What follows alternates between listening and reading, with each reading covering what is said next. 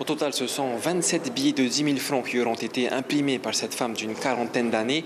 Elle piochait dans les économies de son mari, des économies qui étaient cachées dans une armoire dans la chambre du domicile conjugal et qu'elle remplaçait avec de simples photocopies qu'elle faisait à son travail et qu'elle découpait elle-même avec des ciseaux. Le but, c'était que son mari ne se rende pas compte de la supercherie et ça a plutôt bien marché. Il ira même jusqu'à présenter ses faux billets de 10 000 francs dans un commerce, là où la supercherie a été révélée, puisque tous les billets de 10 000 francs avaient le même numéro de série. Pourtant, le couple était plutôt bien inséré socialement. Lui, il était prestataire de services sur l'atoll de Nukutepipi et elle était secrétaire de direction. Elle gagnait environ 180 000 francs par mois.